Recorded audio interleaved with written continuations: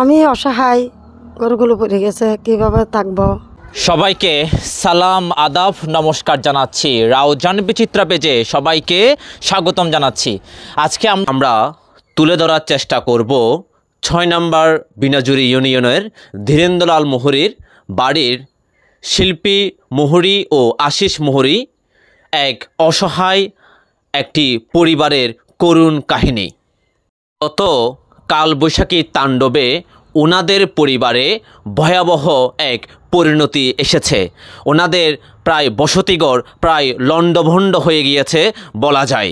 আজকে আমরা জানার চেষ্টা করব শিল্পী মুহুরীর পরিবারের বর্তমান অবস্থা কেমন। দিদি কেমন আছেন আপনি? আমি ভালো নাই। আপনার পরিবারে আপনি কেন ভালো নাই? আমি অসহায়, গরুগুলো পড়ে গেছে, কিভাবে থাকবো সেজন্য। আচ্ছা, আপনার স্বামী কি করে? আমার স্বামী অসুস্থ, মাইয়া রয়ে গেছে, মাইয়া তারা চলে গেছে। তো আপনার ছেলে আছে? না, আমার তো ছেলে নাই, 3টা মাইয়া, খুব দুঃখ দান্দা করে বিয়ে দিছি। আচ্ছা, তো মানে আপনাদের এলাকার মানে যারা সমৃদ্ধশালী ব্যক্তিরা আপনাকে দেখতে আসে নাই? না, কেউ আসে না। আচ্ছা আচ্ছা, তা আপনি কি করে চলেন? আপনি? আমি ওই বাসার কাজ করি, কাজকর্ম করি, কোনো মতো চলি, খাই।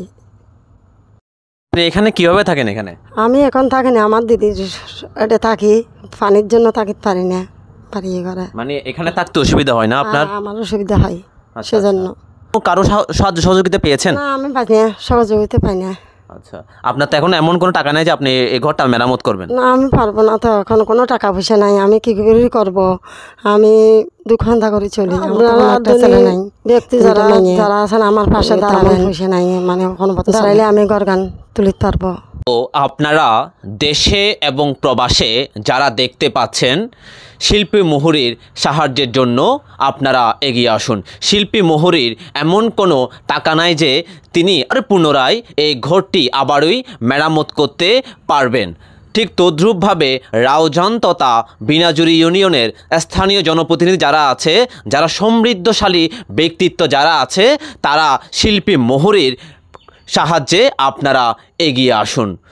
ওনার এমন একটা পরিস্থিতি যে ওনার একমাত্র গরু যেটা আছে, যেটা দিয়ে উনি চলতে পারতো, এই গরুটাও আমরা শুনতে পেলাম এই গরুটাও নাকি মারা গেল। ধরতে গেলে একেবারেই বলা যায় উনি নিঃস্ব এবং সহায় সম্বলহীন হয়ে পড়েছে।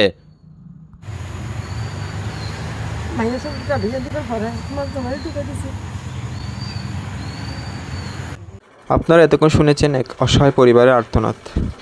তার ছেলে সন্তান না থাকার কারণে, অসুস্থ স্বামীর হওয়ার কারণে এই ঘরটা আর মেরামত করা সম্ভব হচ্ছে না। আপনারা ক্ষুদ্র ক্ষুদ্র সহযোগিতা করতে পারেন চাইলে। সহযোগিতা, আপনার ক্ষুদ্র ক্ষুদ্র সহযোগিতার কারণে ওর বড় উপকার হতে পারে। ওনার পরিবারে আবার স্বপ্ন দেখতে পারে আপনাদের ক্ষুদ্র ক্ষুদ্র সহযোগিতায়। যে যতটুকু পারে ওনার নাম্বারে যোগাযোগ করে সহযোগিতার হাত বাড়িয়ে দিন। ধন্যবাদ। ভিডিওটি শেয়ার করুন।